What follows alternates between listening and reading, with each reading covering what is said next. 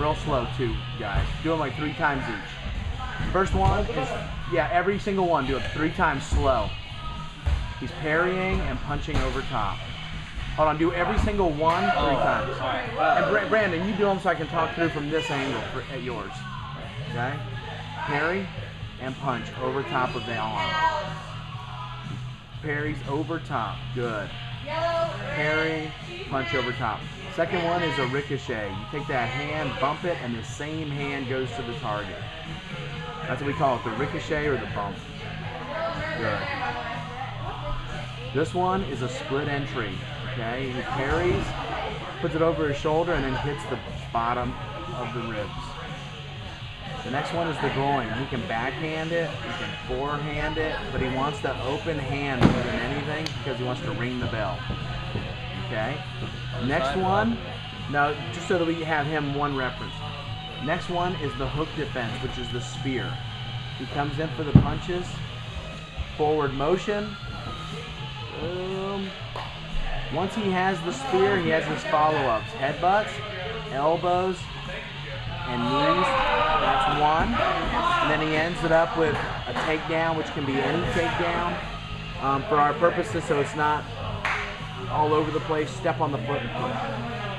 Okay, second one, spear, guillotine.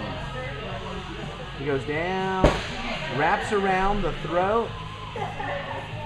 He's going to get a cup and saucer grip, and he's going to close the window, or open the window, I should say. He's going to make that hole smaller. One more time. Spear. The guy shoots for maybe a double. He wraps. He has just the neck in, no arm, and he gets the guillotine. Next one, spear. And he's got the step behind Osoto Gari. He can do a number of different controls from the top. We'll do the spear. And he's going to take his forearm and go over the head and tuck this to the body. Steps through and freeze. He wants to affect that guy's upper body to make him go on his tippy toes. And then he wants to kick his foot like he's riding a skateboard. So the guy goes down. Okay, one more time, whole thing. Spear, wrap, step, throw. Next one is the head and arm clock choke. This comes from Silat, called the Kuda Kapal. He throws a knee to set it up. When he bends over, the arm goes high, the head goes low. He ends up with a knee on the belly and a punch. Or for our purposes, anything that he needs to take control of the situation. Spear. Knee to set up a bent response. Block's pretty natural. Yeah, it's pretty natural. From there, we have sprawl and brawl. He's going to enter with 2 hands like zombie style to illustrate, and the first one is just circle. Just get off the tracks. Second one is going to be stiff arm and circle. Next one is going to be near forearm, and you can dirty box from here, straight punches or uppercuts. The other one is going to be on the same side of the neck, but now an outside forearm and dirty box.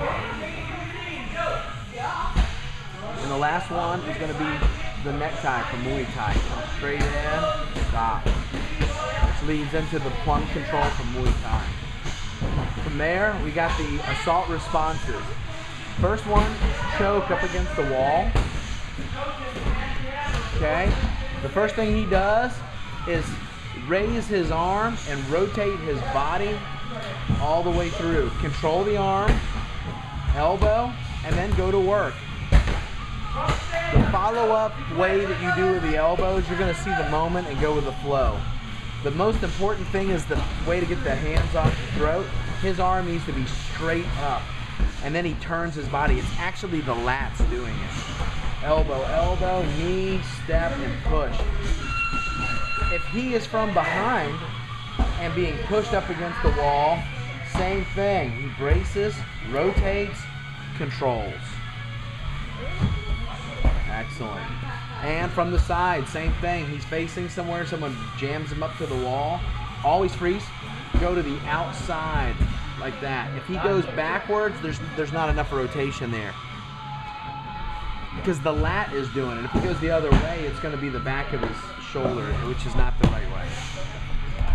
Okay, next one is the hair grab from the front. First thing, base, control the hand, step back, and it's actually a reverse wrist lock. Strike, knee, and push while he's down. Second one is going to be from the side, but we're also going to say he's going to knee. So when Connor knees, Brandon's going to block, and then 3 open-handed strikes up between the legs. From there, he goes up and clinches and goes to work. These all his follow-up. The most important thing on the knee block is that you're not blocking the knee, but the forearm goes to the thigh. Okay? All right, excellent. He goes from the side or the back. It doesn't matter. The first thing he wants to do is wait and look for the knee, block, strike 3 times hard forward pressure, and then go to work. Next one is the ground. We have 3 different escapes from mount. I'm sorry, let's talk about dominate first. He is down. First one is straight punches that we can throw. We can also use our palms. He doesn't have to use fists. Okay? Fist can break. Hooks, elbow smashes, which would be regular elbows or even a spike down. Okay? When he decides he wants to disengage, he's going to have 2 hands like he's doing CPR. Feet both come up at the same time. He helicopter takes his foot off and looks for the guy to come up. That actually comes from a way to mount somebody for leg locks called a helicopter mount. On his back, go ahead, you be the guy in the bottom. Okay? Which one? First one is going to be the chokes. The first thing, when someone has arms extended on you, he's giving you handles. You take one arm, snake it under, and monkey paw, grab there. Pull it down tight. Other hand is the glass of water. He's going to control on the triceps or even the elbow. He's going to bring that elbow in close so he's stronger there. Whichever arm he grabs, he traps the same side foot. And before he goes over, the biggest mistake people make here is log rolling sideways. You go up first and then over. Excellent. From here, he's going to get posture, strike to the groin, pop up, kick to the groin, and go home safe. Okay? Real quick, one more. He grabs the head. I'm sorry, neck hug. He actually is going to do the same wrap as we would for a cover. He's going to squeeze it, put the leg over to trap that same side foot, and then his hand goes underhook on the other arm, and oopa. Up first, angle second. Same thing, strike, groin, and disengage. And the last one is the punch defense with a leg assist. First thing, he takes and gets the bear hug. Then he gets over shoulder hooks. Squirms out to gain position, and then shark bites and overhook, and traps the foot, and it's time to oopa. Posture is first. He's got to get his head up so the guy doesn't hold him down. Punches to the groin, pops up, kicks to the groin, turn and run. Okay? Ran and stay down. Guard defense.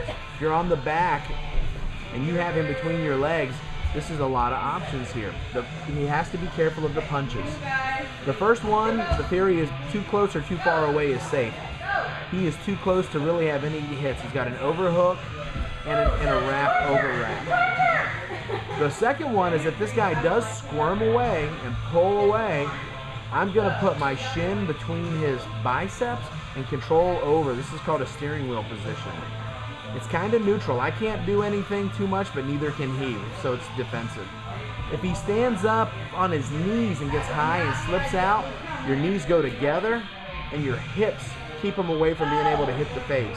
If Connor stands up, he's going to maintain cohesion. He's going to keep contact with those hips and turn his feet sideways. If his feet go straight up, he can bump over and get to the side.